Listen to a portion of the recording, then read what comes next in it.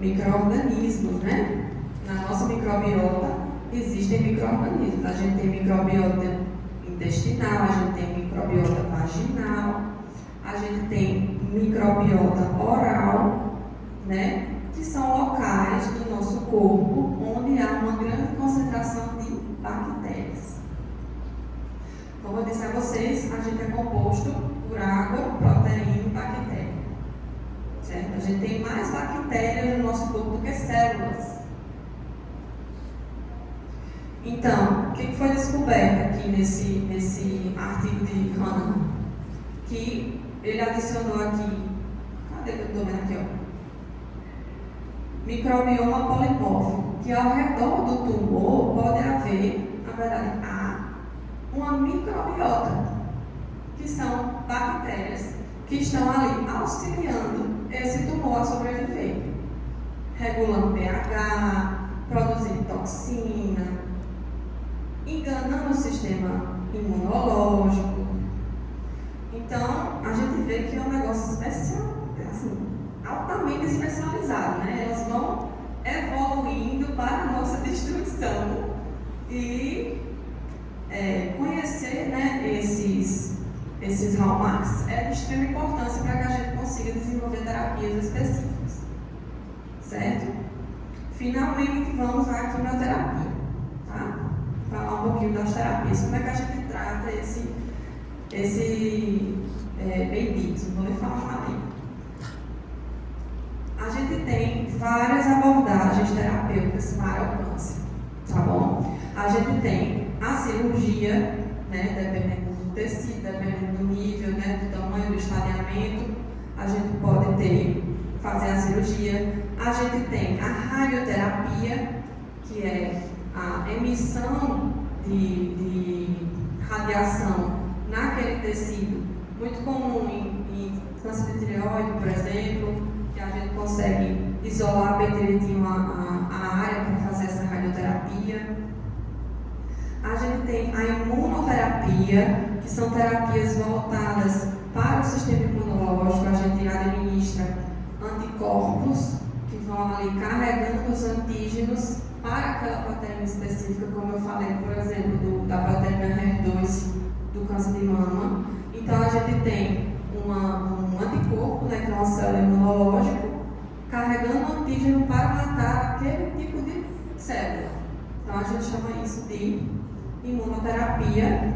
E também a terapia-alvo, que é bem parecido, só que não utiliza os anticorpos, né, como na imunoterapia. A gente tem também o transplante de medula óssea e a gente tem a hormonioterapia, que é a terapia baseada em hormônios, que a gente mesmo produz. Câncer de mama, por exemplo, a gente pode usar os hormônios envolvidos no ciclo feminino, né, estrogênio, progesterona, enfim. Mas hoje nós vamos falar da quimioterapia citotóxica, que é a principal. O que isso daqui não resolve, a quimioterapia teoricamente resolve. O problema é que ela pode matar o paciente também. Então você vai fazer a terapia para se curar e, dependendo do seu estado de saúde, você pode vir a ter várias complicações. Por quê? Como o próprio nome já diz, citotóxica, mata células, né? Então a gente tem aí uma grande limitação, porém é ainda a mais utilizada e a mais eficaz. A base da terapia, da quimioterapia, é o controle, né, do ciclo celular. Então, esses fármacos citotóxicos, eles possuem uma alta sensibilidade para células que estão sintetizando DNA, células que estão em mitose e células que possuem uma lesão no DNA. Então, essas drogas, elas vão ser atraídas para esse tipo de célula, certo? E aí ela vai impedir, no câncer, na verdade, impede a célula de entrar aqui em G0, que é o momento que ela está descansando. Então, os farmacocitotóxicos, eles são atraídos por células que estão na fase G0 do ciclo celular. E o que é que isso acarreta, né? A gente tem uma toxicidade não seletiva, ou seja, a gente acaba matando células na quimioterapia citotóxica, acaba matando células que não são cancerígenas, e quando a gente tem uma atuação de um fármaco num local que não é o dele, o que é que acontece? A gente tem o quê? Quando a gente tem um fármaco, que ele tem um alvo, e aí, além desse alvo, ele também está em outros lugares. Efeitos adversos. A gente apresenta efeitos adversos. No caso aqui, esses efeitos são adversos e também são colaterais, porque tem uma diferençazinha. O efeito colateral, a gente sabe que vai acontecer. O efeito adverso é um efeito que a gente não espera, certo? Então, aqui são efeitos colaterais e efeitos adversos também. Então, como as células que atraem esses compostos citotóxicos são células que estão em alta replicação, os tecidos que possuem esse tipo de célula, que se dividem muito, são os mais afetados. Então, a gente tem aqui células gastrointestinais, células do folículo piloso e células da medula óssea. São as principais células de rápida proliferação que a gente tem. E aí, o que acontece no paciente que está fazendo quimioterapia? Ele fica careca, porque os folículos pilosos estão morrendo por conta da terapia. Eles apresentam vômitos e náuseas, né, por conta que está matando também as células do estômago, né, do trato gastrointestinal. E eles ficam imunossuprimidos. O que acontece? A imunidade deles baixa. Porque as células hematopoéticas e as células do sistema imunológico, que são produzidas todos os dias, porque a gente sabe que no nosso organismo, todas as células, elas um dia vão ser substituídas. Então, a Nayana de hoje, estou falando Nayana porque é uma pessoa com seu nome. A Nayana de hoje não é mais a Nayana de 10 anos atrás, a Nayana já não existe mais, todas aquelas células já morreram. Então, as células elas vão morrendo e vão dando lugar a outras. Só que tem alguns tecidos que demoram muito pouco para poder substituir. E são essas células que estão o tempo todo ali reproduzindo, que são essas aqui. Então, a pessoa que está tomando a quimioterapia, ela está com as células do câncer morrendo, mas todas essas também. Por isso que ela apresenta aqueles sinais típicos de quimioterapia, que é a perda do cabelo, que a pessoa não tem mais os folículos pilosos, e a gente tem aqui minha voz foi bem alta. Pode se acordar. Mielossupressão, porque a medula está produzindo mais, e vômitos e náuseas. Então a pessoa vai estar sempre com um paninho na cabeça, com uma máscara e naquele negócio do vômito, né? Inclusive, teve uma mulher que ela revolucionou esse tratamento com relação a ficar careca. Ela criou um capacete, não sei se você já viu isso. Ela criou um capacete que esfria a cabeça. Se ela esfria a cabeça, o que acontece? Os vasos sanguíneos se contraem. O sangue não chega lá. E o que é que leva o medicamento, o fármaco, para o local dessa? O sangue. Olha que gênia. Ela disse, eu vou deixar essa aqui gelada, vou congelar aqui essa parte. Aí tem uma temperatura específica que baixa, né? A pessoa, enquanto está tomando a medicação, enquanto está fazendo a medicação, ela está com capacete. E aí o fármaco está circulando no corpo, mas não chega no folículo piloso, porque está gelado ali, não vai chegar.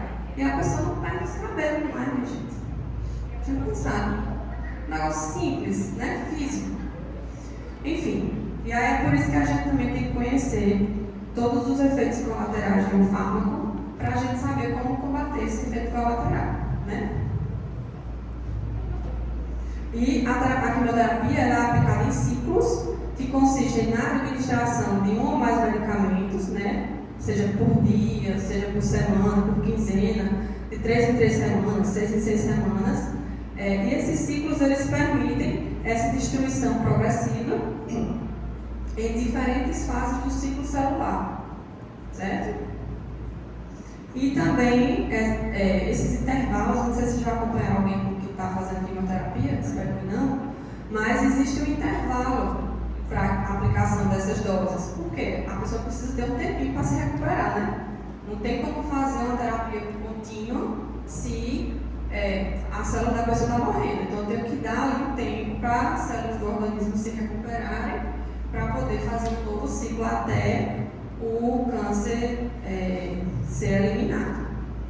E a exposição intermitente também induz chances de desenvolver resistência, reduz essas chances de desenvolver resistência quimioterápica, porque se ficou ali alguma coisa remanescente, né, o próximo ciclo mata. Então, matou ali 90%, ficou 10%. No próximo ciclo mata os outros 10%, enquanto ele está se reproduzindo também. Então é por isso que os ciclos, por isso que a quimioterapia é aplicada em ciclos. Então, como são classificados os quimioterápicos? Os quimioterápicos, eles são classificados como agentes alquilantes, agentes antimetabólicos e produtos naturais. Certo? Eu já vou falar um pouquinho deles.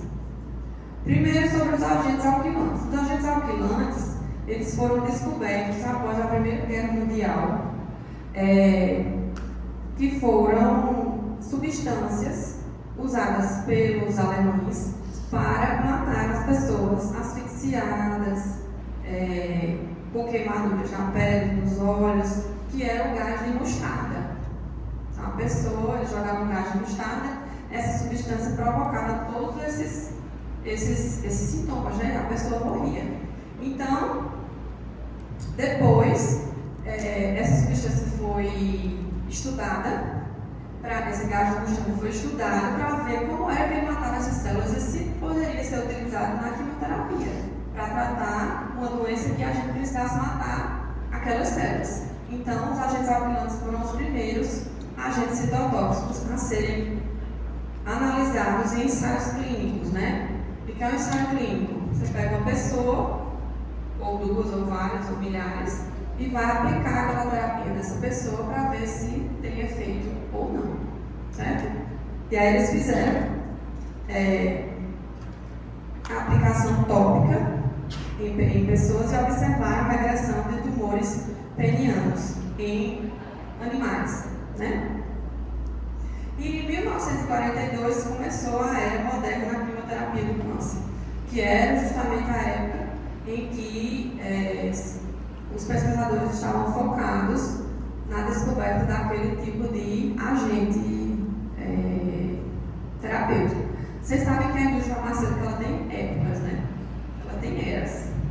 Tem a era dos antibióticos, tem a era dos antitumorais. Aí tem uma doença mundial, como por exemplo a Covid, tem a era da vacina da Covid. Então, cada momento da história, a indústria farmacêutica ela vai buscando resolver os problemas de saúde mundial. Então, nessa época aqui, né, pós-guerra, pós-segunda guerra, o povo estava tudo ou morto ou doente. O povo que ficou, né? No caso que tiveram as guerras lá passando. Então, a indústria buscou tratar esse pessoal que ficou, né, com câncer. E aí foi um grande incentivo para eles acharem. Então, os agentes alquilantes, a gente tem as mostardas nitrogenadas, os derivados da metilhidrazina. Eu estou cega, não estou vendo nada aqui. As nitrosureias, os triazenos, os complexos de combinação de platina. A gente não vai falar de tudo, calma. Tem muita coisa. Nem se eu quisesse falar em 2 horas eu conseguiria. Então, a gente vai falar um pouquinho das mostardas nitrogenadas e dos complexos de platina. Então, os agentes alquilantes, né, eles reagem com átomos ricos em elétrons presentes nas bases nitrogenadas do DNA, especialmente a guanina, formando ligações covalentes. Então, a ciclofosfamida, por exemplo, que é um agente alquilante da classe das mostardas, que a gente chama de gás de mostarda, ela, quando chega no organismo, ela vai interagir com o DNA, modificando a estrutura dele, né? por que é agente alquilante? Ela adiciona um grupo alquilo à molécula de DNA. Nada mais é do que um CH3. Ela troca lá, aqui tem um oxigênio, ela troca por CH3. Então a gente chama isso de alquilação do DNA. Com isso, o DNA ele fica irreconhecível.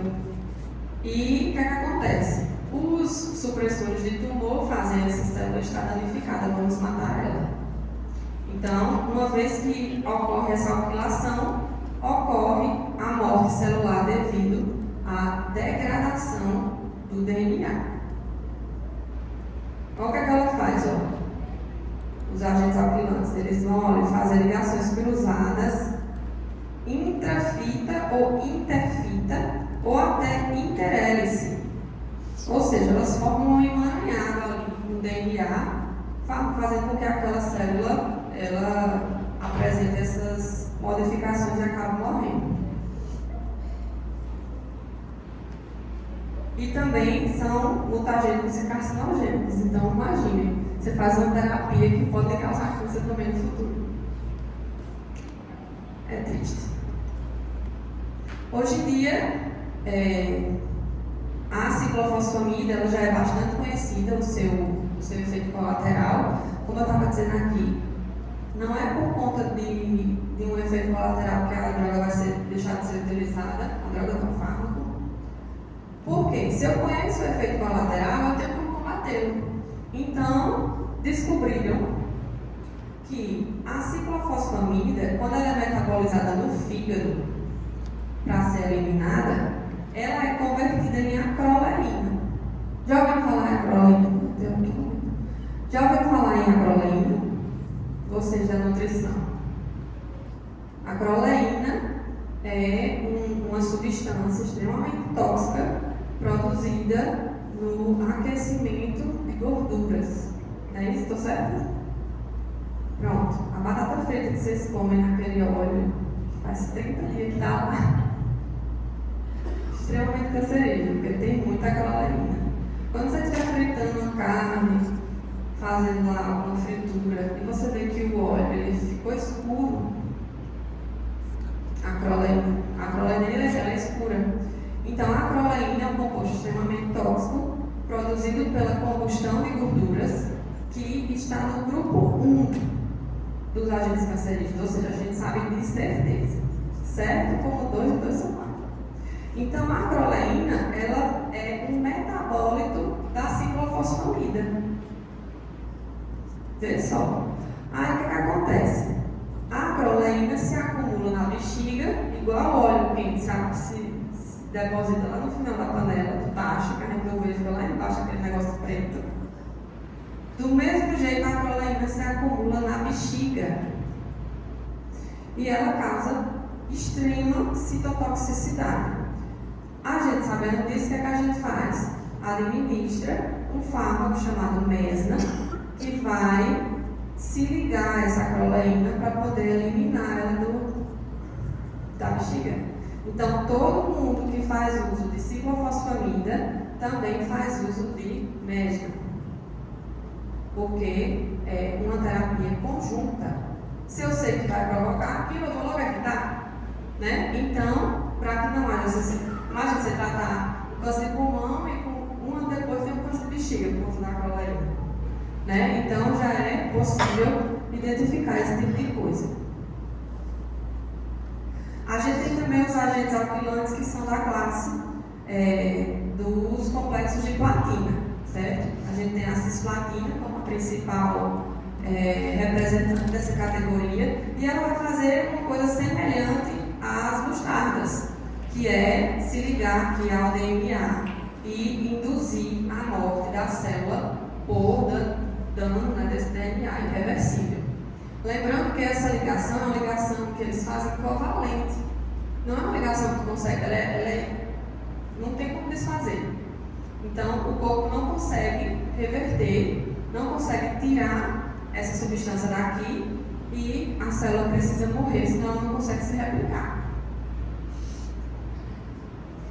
Agora vamos para os antimetabólicos. A gente tem aqui os análogos do ácido fólico como principais representantes. os análogos da pirimidina e os análogos da purina, inibidores relacionados à purina, né? O que é purina, pirimidina? Vocês sabem, vocês se lembram?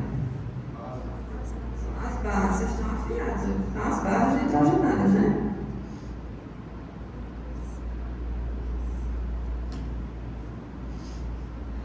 Essas bases nitrogenadas são usadas para construir o DNA. Então, os agentes alquilantes que a gente falou antes, eles vão pegar o DNA que já está pronto e vão destruir. Eles vão se ligar, vai impedir dele se replicar, a célula morre. Aqui, eles são antimetabólicos, ou seja, eles vão inibir a produção dos metabólicos que vão formar o DNA.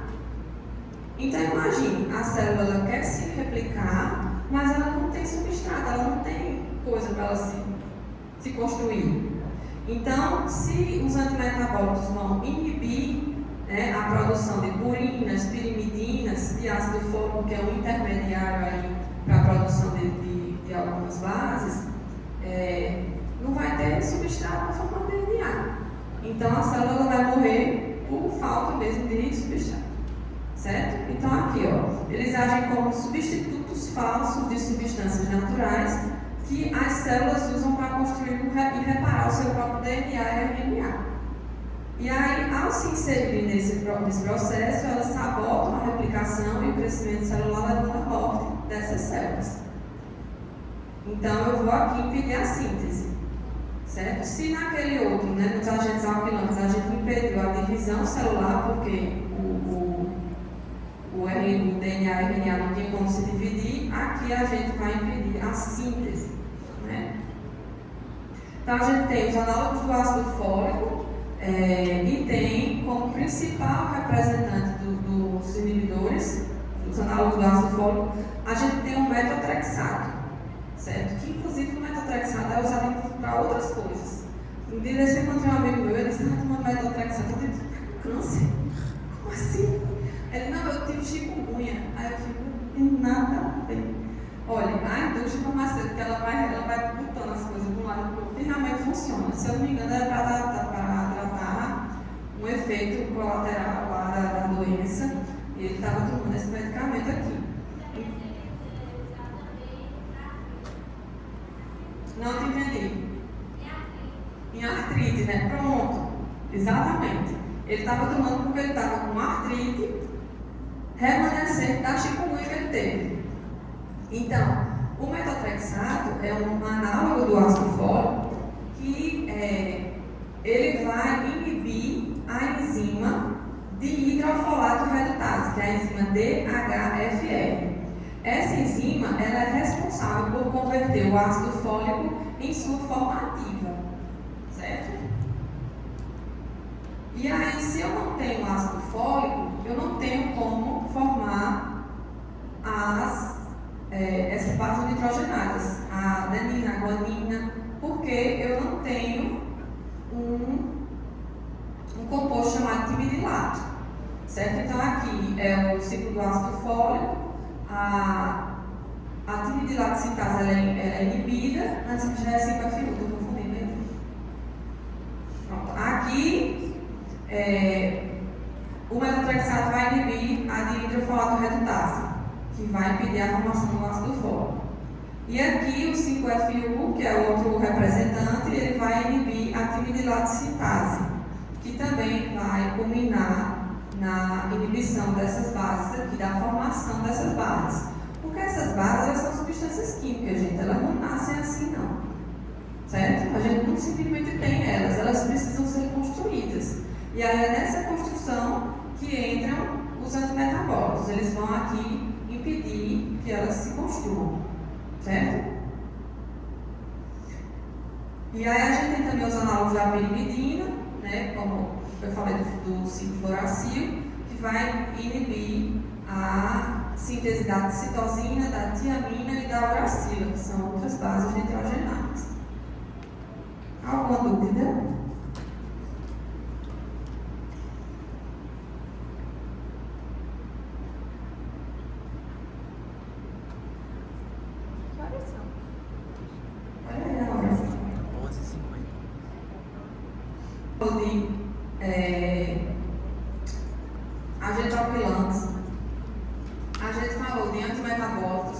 a gente vai falar dos produtos naturais.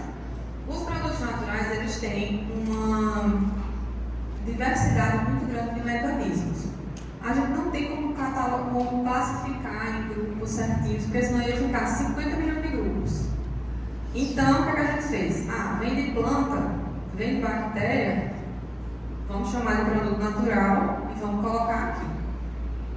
Então, todas as substâncias que a gente tira da natureza, a gente chama de produto natural, certo?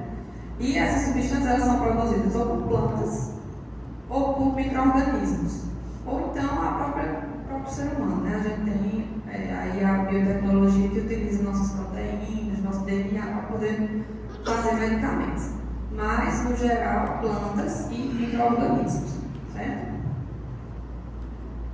Tá, aqui a gente vai falar um pouquinho sobre os alcaloides da vinca, os taxanos e as epipodofilotoxinas.